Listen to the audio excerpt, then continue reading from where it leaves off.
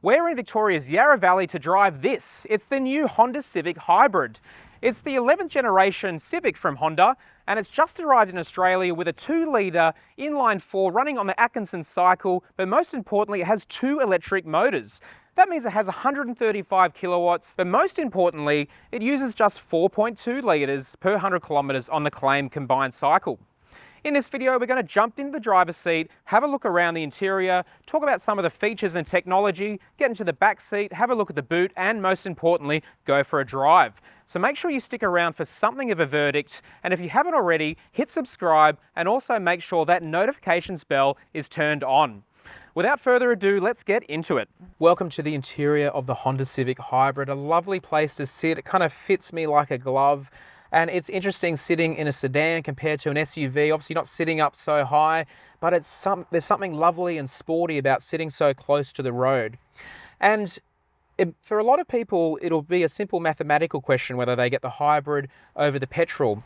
The hybrid model is $55,000 drive away under Honda's fixed pricing national agency agreement. The VTi LX is $7,800 less. And you might think, well, this car uses 4.2 litres per 100 kilometres on the claimed combined cycle. The petrol version uses 6.3. That's actually not a huge difference. The petrol version is very efficient. And based on my very rough mathematics, you'd have to drive 185,000 kilometres with petrol at $2 a litre to get back that $7,800. Of course, you're emitting fewer carbon dioxide grams per 100 kilometres and what have you, but that's not the full story. For that extra $7,800, you get a lot of standard equipment building on the already richly appointed VTi LX. So you get things like a heated steering wheel, you get these leather appointed electrically adjustable front seats, 8-way for the driver, 4-way for the passenger. You get this huge panoramic sunroof, the biggest ever fitted to a Honda Civic. You get this digital instrument display, 10.2 inches, that changes depending on the modes, whether you're in sport or normal or individual. And of course, you get other benefits that come with having a car with electric motors. One thing I love about this car is its car park navigating. You can just switch from drive to reverse and the car will just smoothly, seamlessly, quietly just go front to back in a way that a petrol car with a gearbox just can't do. And on the whole, it's a lovely place to sit, the new 11th generation Honda Civic. It's much less fussy than its predecessor. It's a more mature car. I love the dashboard layout. I love these air vents here with this kind of metal mesh finish. There's lots of high quality materials. It feels bulletproof. Even these door toppers are nice and soft.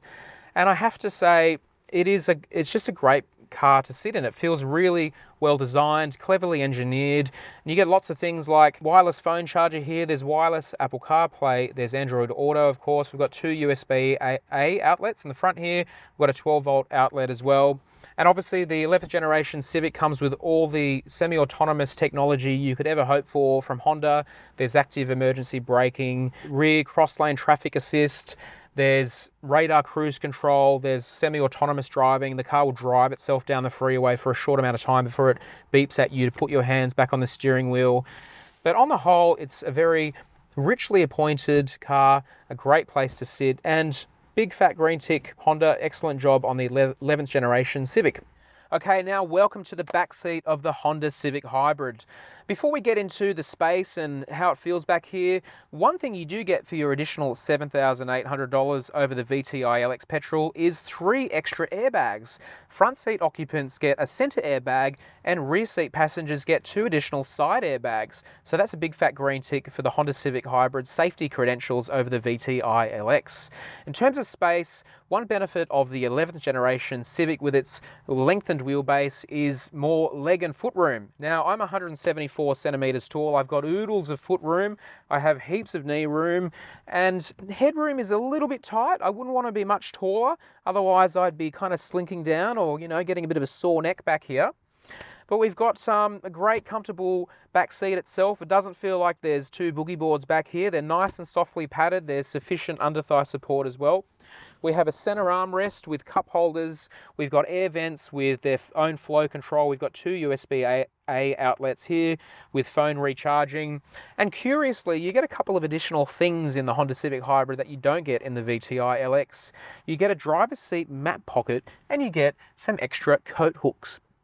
Okay, now welcome to the boot of the Honda Civic Hybrid. The first thing we notice is this little blue Honda badge here, which indicates that it is a hybrid model. And I will say there is one little black mark here with a $55,000 car. It's a manually opening and closing rear boot, and this hatch is quite heavy.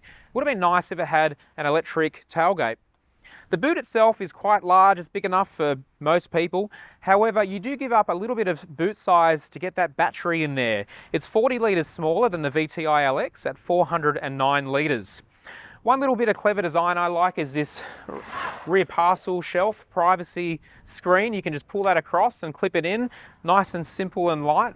To fold the rear seats down, you don't have any toggles back here like you do in some German models. You have to kind of reach in, push them down. It's a little bit awkward, but you do get flat folding seats and all the space you could ever want. Probably as much space as you could sleep back there if you really wanted.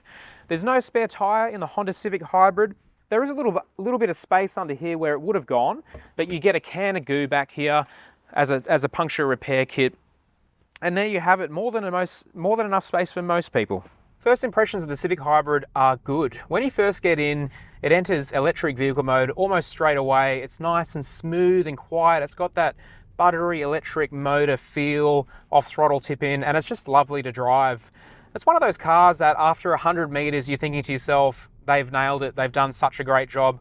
All the controls feel absolutely lovely. Obviously you sit quite low in a sedan like this. It's no SUV, and I kind of like that. It feels very sporty sitting so close to the road. And this Civic is actually quite large. They're big cars these days, almost the size of an Accord from yesteryear. It's interesting, there's no electric vehicle only mode. The car makes that decision for you. The engine kind of kicks in and out with the electric motor seamlessly. You don't feel it. And when it's in electric mode especially, it's absolutely lovely to drive. This is a very comfortable car. The ride quality is lovely, but there is one criticism we would level at it, and that is it's a little bit noisy. There's still quite a lot of tyre noise coming into the Civic Hybrid. Even though it has the active noise cancellation in the interior, the tyre noise does get a little bit intrusive at times on coarse-chip Australian roads especially. If you're into your sporty driving, the Civic Hybrid is surprisingly fun. You can tell that it's been built to be a Type R. It sits flat on the road in corners, it feels wide, it feels stable and secure. The front end is nice and pointy, and it can actually carry quite a lot of speed through corners owing to those Michelin tyres. It's quicker than the petrol Civic as well, quite a lot quicker, and that has a lot to do with the electric motor punch. And you can really feel that when you come out of corners and you get into the throttle. It just punches you back into the seat in a way that the petrol only one doesn't. This car actually has quite a bit more acceleration than the petrol-only version. You put your foot down, you get that instant torque straight away, which is actually lovely and addictive. Even if the engine is a little bit loud. It has a CVT, but put it in sport mode and you get simulated gear ratios with the paddles. Even though it has a battery charge meter, it's a bit of a missed opportunity not having a battery recharge-only mode where you can charge up and cruise around in EV-only mode. That's probably one of the only criticisms we'd have about the powertrain, which works beautifully otherwise. Probably the most surprising thing about the Civic Hybrid is the handling. It's almost accidentally brilliant, and it makes us really froth for the Type R. It's so much fun in the corners. It's so planted and fast. You can feel the extra weight of the battery. It's 132 kilos heavier than the petrol model. But find yourself on a winding road and you'll have a great time in this car. One of the delights of this car are the controls. They all feel nice and natural, well weighted, nice and organic, easy to use, and they're just a joy to drive in the way that Hondas have been known for a long time now. And even though the manual transmission is all but extinct in the world of cars these days, this is one car where you do think to yourself, well, I wish it was manual, owing a lot as well to the fact that Honda makes some of the best manual gearboxes in the world. In the urban environment, this is a lovely, easy, comfortable car to drive with surprisingly good ride quality. If we can level one criticism at it, it is that it's slightly loud on the tyre noise front. Get this car onto a coarse chip Australian country road at 100 kilometers an hour and you'll know it.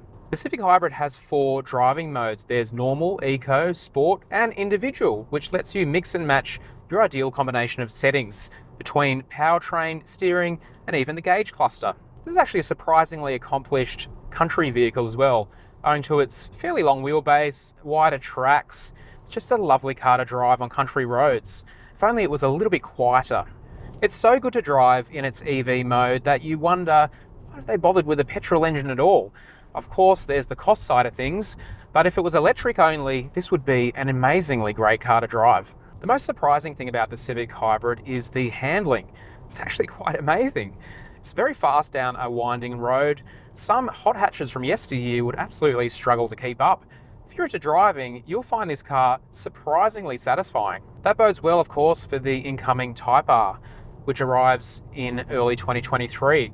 If this is how the Civic Hybrid drives, what on earth is the Type R going to be like? Has us salivating. It also has great brakes. Honda fitted a 1-inch bigger brake to this car to make up for the additional weight.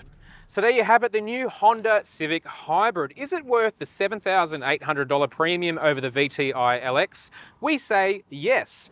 $55,000 is still a lot of money drive away for a Honda Civic, but it gets you that extra acceleration, that buttery smooth electric motor feel, at least at car park speeds, and it gets you a third better efficiency over the petrol model using 91 RON fuel, no less.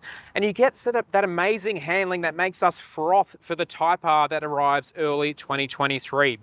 You can read our more detailed review on the Chasing Cars website. We'll put the link in the description below. But for now, let us know in the comments if you think that $7,800 is worth it. Is $55,000 too much money for a Honda Civic? Let us know in the comments below. We'll endeavor to get back to as many as possible. But for now, as always, thanks for watching Chasing Cars.